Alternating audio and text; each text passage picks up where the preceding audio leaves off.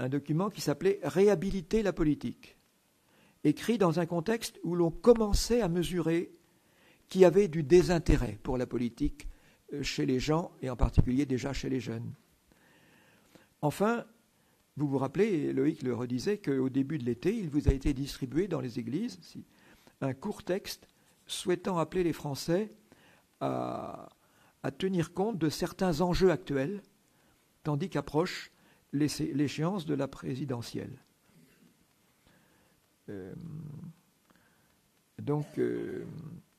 Et au début du texte là, qui nous réunit ce soir, donc le document, celui-là, au début du texte, les évêques écrivent « Aujourd'hui, la situation de notre pays nous conduit à parler de nouveau. » À parler de nouveau. Donc de nouveau par rapport au texte du mois de juin. Ça veut dire aussi donc enfoncer le clou. Donc enfoncer le clou, en quelque sorte, sur la situation de notre pays, sur laquelle il faut porter un regard lucide, et puis parler de nouveau, car c'est un travail de refondation qu'ils vont entreprendre. Donc voilà esquissé deux directions, c'est la situation de notre pays, et puis parler de nouveau de leur part pour fonder les choses. Donc, la méthode et l'esprit du texte, je les caractérise par le tricotage ensemble de ces deux directions que j'ai dites. La situation, la regarder en face, et puis donner des éléments pour fonder à nouveau. En effet, les évêques ne vont pas se livrer, on pourrait imaginer, pour être un peu cartésien, à une grosse première partie dans laquelle il ferait seulement l'inventaire de tout ce qui ne va pas pour entrer ensuite dans une grosse deuxième partie avec des pistes ou des solutions et des appels. Non. Les appels et les redressements de cap nécessaires ou déjà existants, ils arrivent aussitôt diagnostiqués soit une dérive ou une souffrance dans la société. Donc c'est exprès qu'ils ont tenu ensemble les deux aspects. Donc ma seconde observation liminaire, ce double chantier, analyser et proposer ou mettre en valeur quelque chose, ce double chantier se fait à hauteur d'homme. C'est au milieu de leurs compatriotes que les évêques discernent des malaises ou des impasses. C'est-à-dire que, sous-entendu qu'en travaillant ensemble, tous les Français pourraient discerner comme eux, ils prétendent, et proposent ou valorisent des voies de sortie. Donc ils ne prennent pas ce qu'on appelle le point de vue de Sirius, vous savez, c'est-à-dire de regarder les choses de très très très très haut. Ils ne prennent pas le point de vue de Sirius. Ils ne prétendent pas, si j'ose l'expression, ils ne prétendent pas chausser les lunettes de Dieu. Ce qui fait que tout habitant de notre pays peut entendre les analyses et les appels à se bouger qu'ils vont donner. Alors, voici, il va apparaître, je pense, à l'écran, le plan sommaire tel que les évêques eux-mêmes le donnent dans les débuts du livre.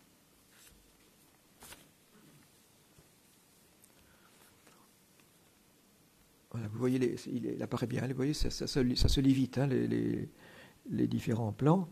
Et alors moi, je ne vais pas suivre ce plan-là parce que je ne fais pas un exposé systématique, je vous fais simplement une ouverture pour avoir envie de le lire. Donc je ne serai pas complètement esclave du plan.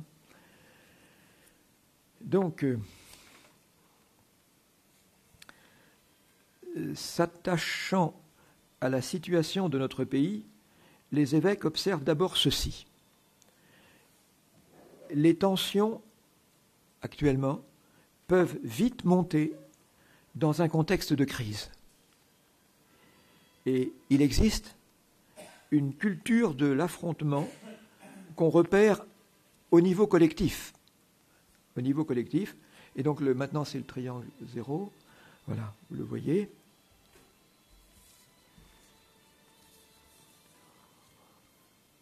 En même temps, chaque groupe se replie sur lui-même. Et dans un tel contexte, l'impact des nouvelles techniques de la communication compte beaucoup, y compris pour faire ce repli sur soi-même. Ainsi, quand les médias, alors là c'est quand ils s'adressent à tout le monde, quand les médias préfèrent slogans et petites phrases plutôt que de la qualité dans le débat public, ce qui inspire aux évêques l'appel que voici, hein,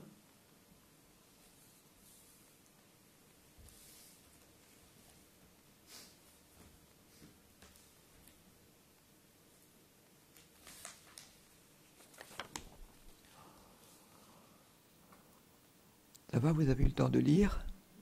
D'accord. Dans notre pays, on réagit davantage, toujours dans l'analyse, on réagit davantage par réflexe de défense corporatiste et par la mise en avant des intérêts particuliers. Ce qui fait que,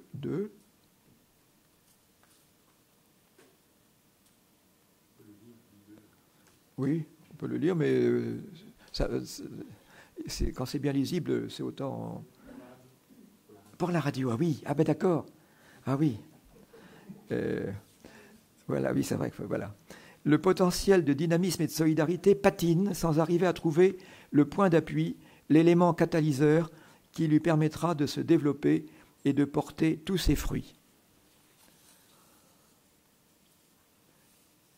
Un des blocages à lever, un des blocages, c'est de sortir du tout juridique et de cesser de croire qu'on pourrait arriver au risque zéro. Il y a besoin donc il y a besoin de retrouver des espaces de créativité, d'initiative, d'échange, de gratuité.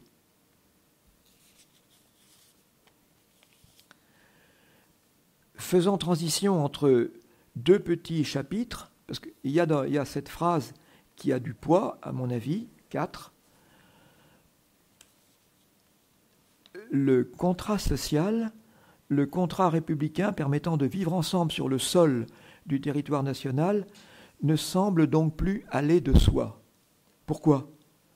Parce que les promesses du contrat ne sont plus tenues. Le contrat, il a besoin d'être renoué. Et le texte, à ce propos, se termine par ces mots, que vous ne l'aurez pas en écran. Le contrat social a besoin d'être renoué, retissé, réaffirmé. Il a besoin d'être redéfini, le contrat social. Et pourquoi le contrat ne va plus de soi ? Eh bien, on perçoit dans le pays un sentiment de déception vis-à-vis de l'État-providence. Déception chez tous qui s'origine dans une insécurité sociétale. Oui, il y a quelques années qu'on a mis au point ces deux mots qui, pour ne pas les confondre, vous savez, social, vous voyez bien, tout ce qui concerne le domaine social, et sociétal, tout ce qui concerne la vie et les mœurs en société.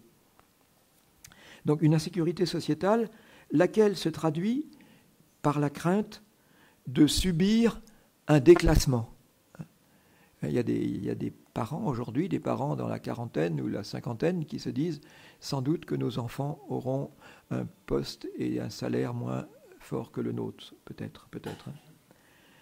Donc, aussi par la limite qu'atteignent les systèmes d'assurance ou de sécurité sociale. Sentiment d'insécurité alimenté par la violence urbaine, mais pas seulement, par les incivilités de toutes sortes, par des incertitudes sur les lendemains de notre monde. Vous allez lire lesquels quand vous travaillerez le texte, soit seul, soit en groupe. Et sur le sentiment d'injustice, on lit dans le texte ceci, la 5, une France inquiète des injustices et qui comprend mal, par exemple, le salaire indécent de certains grands patrons, pendant que l'immense majorité des petits entrepreneurs se battent. C'est un exemple, il n'y a pas que ça. La déception, chez tous, est encore augmentée chez ceux qui ne se sentent plus faisant partie du contrat social, les exclus du système. Et le texte dresse une liste que vous pourriez facilement refaire avec ce que vous observez dans la vie. Hein. Donc, face à cela, toujours pareil, voir ce qui se passe et puis proposer. Face à cela, 6, réintégrer dans la communauté nationale et citoyenne ceux qui, silencieusement et loin des regards, en sont peu à peu écartés. Faire ça, réintégrer, c'est le combat quotidien de beaucoup d'associations, chrétiennes ou non. Mais vous, je vous disais, ils valorisent déjà des choses qui se font et pas seulement des appels. Hein. Alors, au premier rang des exclus du système, il y a des jeunes qui ont le sentiment que la société n'a pas besoin d'eux. À l'extrême des jeunes qui sont mis ou se mettent à l'écart du système, il y a bien sûr les jeunes radicalisés. Le texte des évêques analyse finement ce qui se passe alors. Le texte est un peu plus long, il va passer en plusieurs diapos, et je vais demander à mon voisin en face de le lire.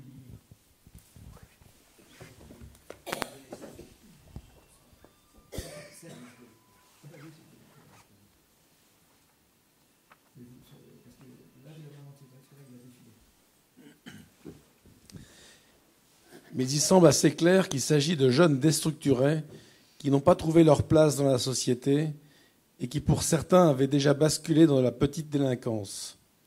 Ils vont trouver dans un discours clé en main et un engagement radical l'opportunité de donner immédiatement un sens à leur existence, de la faire sortir de la médiocrité et de contester la société dans laquelle ils n'ont pas su s'insérer.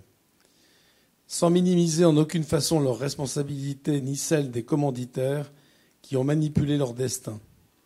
Il convient de se demander pourquoi l'intégration n'a pu s'opérer et comment notre société a laissé une partie de sa jeunesse se perdre dans de telles aventures mortifères et meurtrières.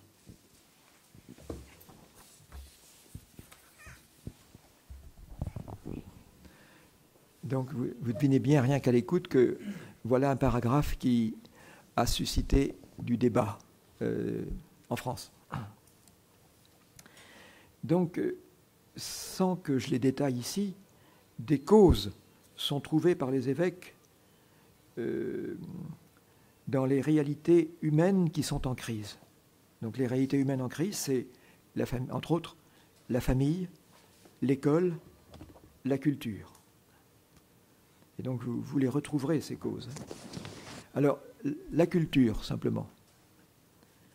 Précisément, la différence culturelle, c'est là qu'il y a crise du fait de la différence culturelle que la mondialisation a fait émerger dans un espace donné. Dans un espace donné, il n'y a plus seulement la culture de toujours, il y a une diversité. Et le texte des évêques dégage en particulier ceci, 8. Les identités et différences sont affichées et la revendication communautaire met à mal l'idée d'une nation homogène. Il devient dès lors plus difficile de définir clairement ce que c'est d'être citoyen français. C'est que le creuset français, qui incluait, ne fonctionne plus bien. Et alors, puisque maintenant il y a de la diversité, le risque, c'est que tout ce qui va mal soit mis sur le dos de l'autre. Et l'autre, c'est souvent l'étranger, l'arrivant, l'immigré. D'où la tâche requise, 9. Il convient donc, pour l'avenir de notre société, de redéfinir ce que c'est d'être citoyen français et de promouvoir une manière d'être ensemble qui fasse sens. En d'autres termes, comment gérer la diversité dans notre société. C'est sur ce terrain que, disent-ils, le christianisme peut partager son expérience doublement millénaire et qui a toujours été celle d'une expérience d'accueil et d'inclusion de populations différentes. Et si vous avez un minimum de formation biblique, vous savez bien que ça a commencé dès le début, puisque dès le début, dans les Actes des Apôtres, on voit bien que ce n'était pas évident pour des chrétiens d'origine juive de faire qu'il y ait à côté d'eux des chrétiens d'origine païenne. Donc l'Église s'est fondée, s'est formée par justement cet accueil de la différence. Donc, le chapitre 7, donc je le répète pour ceux qui n'ont pas encore lu, les chapitres sont très courts, chacun maximum 4-5 pages, des fois moins. Et donc le chapitre 7 commence par ces mots, ils ne vont pas être sur l'écran, hein, non. Notre société française connaît une grave crise de sens. Et donc c'est à ce niveau-là que le document rejoint plus nettement la perspective des élections prochaines. La politique, alors cette fois-ci là, non plus le comme au début, mais là, la politique, écrivent les évêques, s'est faite gestionnaire. Ils veulent dire, sous-entendu, seulement gestionnaire, c'est le 10. Un idéal de consommation, de gain, de productivité, de produits intérieurs bruts, de commerce ouvert chaque jour de la semaine, ne peut satisfaire les aspirations les plus profondes de l'être humain, qui sont de se réaliser comme personne au sein d'une communauté solidaire. Vous voyez, je laisse ce paragraphe un instant sous vos yeux, mais les mots sont pesés.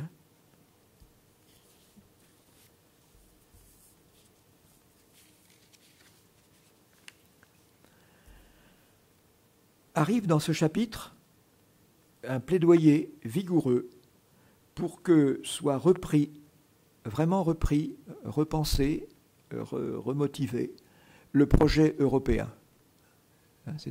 On n'est pas surpris que les évêques s'engagent en ce sens-là, mais ils le font. Et un peu plus loin, ils se risquent à formuler positivement la question du sens. 11. La seule question qui mérite d'être posée n'est-elle pas « Qu'est-ce qui fait qu'une vie mérite d'être donnée aujourd'hui ? Pourquoi suis-je prêt à donner ma vie aujourd'hui ?» Et vous observez, mais vous avez fait de la grammaire tous, hein, vous observez que « pourquoi » est écrit exprès en 2 mots. Hein, pourquoi, en anglais, what for. Pourquoi. Il existe un critère presque infaillible en rapport avec le sens, et il le donne le texte des évêques. Eh bien, ce critère, c'est la place qu'une société accorde aux plus faibles, aux plus fragiles. Quand une société fait ça, c'est qu'il y a encore du sens qui la traverse. Quand elle ne le fait plus ou qu'elle le fait moins, c'est qu'il y a un problème de sens et que la société, à travers sa politique, devient seulement le gestionnaire pour ceux qui ont la chance de pouvoir encore être gérés. Alors, je ne vais pas traverser les chapitres 8 et 9 comme je viens de faire des chapitres précédents, même si je vais un peu au pas de course, mais ces 2 chapitres mettent en œuvre une philosophie sociale à propos.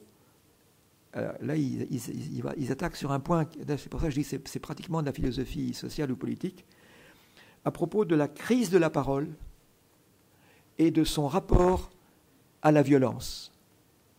Quand la parole est en crise, quand la parole ne peut plus sortir, alors c'est le risque pris de laisser la place à de la violence. Donc, dans ces dans ces 2 chapitres, donc, est fondée une philosophie du compromis. Et y est cherché aussi une juste compréhension de la laïcité.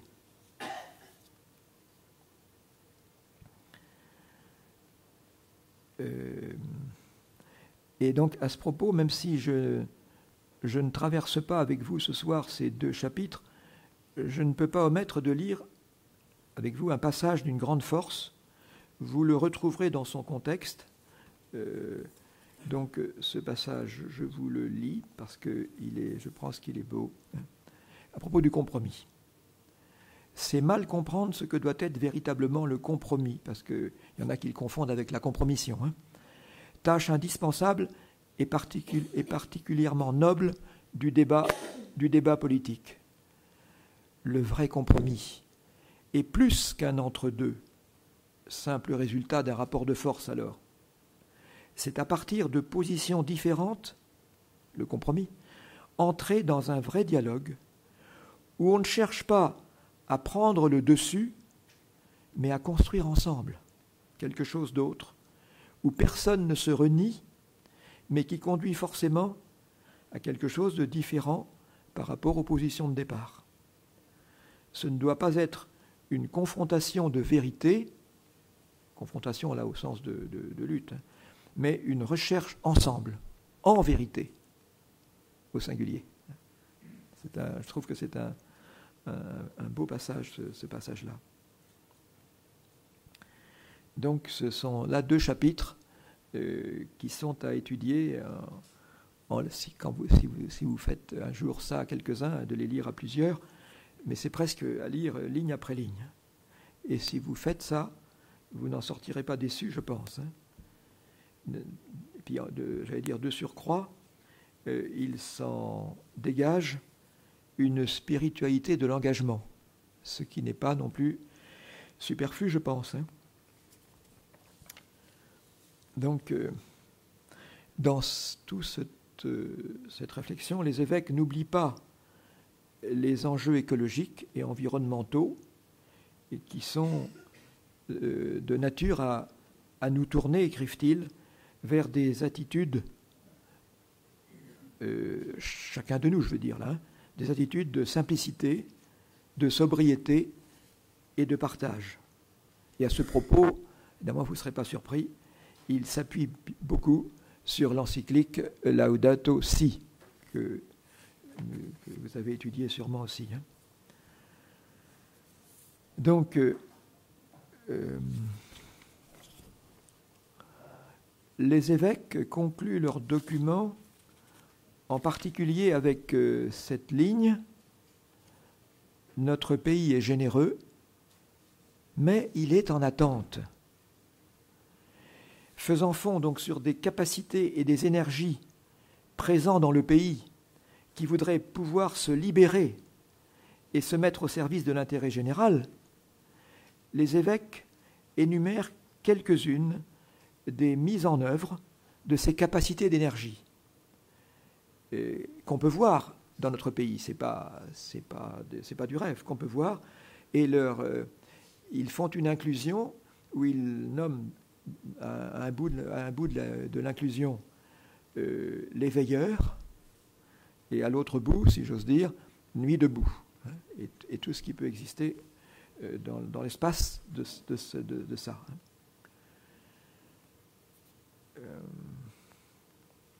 Globalisant les choses dans cette direction, donc, les évêques nous adressent cette interrogation, et donc c'est le numéro 12. Allons-nous continuer à nous désoler, à nous opposer, 12, pardon. Allons-nous continuer à nous désoler, à nous opposer, à ne plus croire à nos capacités, mais aussi à ne plus voir tout ce qui, le plus souvent silencieusement, fait de manière bonne et heureuse la vie de ce pays. Le travail bien fait, la disponibilité auprès de ceux qui souffrent, la vie de famille, point de suspension. Donc il y a il y a beaucoup de richesses cachées dans les cœurs et de l'espoir qui vient de l'action de beaucoup. Je relis cette dernière phrase. Il y a beaucoup de richesses cachées dans les cœurs et de l'espoir qui vient de l'action de beaucoup. Donc l'appel final des évêques est simple et clair. Sur tous les sujets qu'ils ont abordés, il faut, disent-ils, que, à tous les niveaux, nous reprenions le temps de la parole et de l'écoute pour éviter que le dernier mot ne reste à la violence. Tu m'avais demandé une demi-heure, Loïc, j'ai fait, voilà.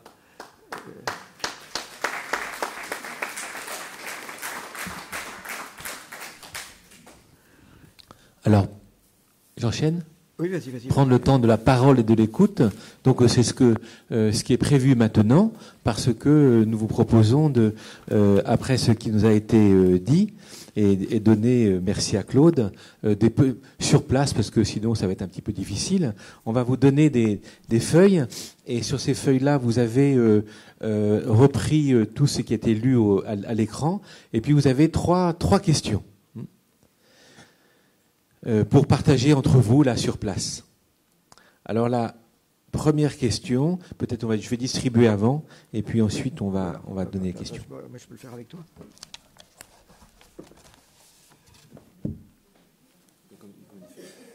Il y en a fait que 50 ? Je ne sais pas combien vous êtes, il y a 50 feuilles. Éventuellement, si vous êtes venus en couple, ça peut arriver, comme dans le d'accord.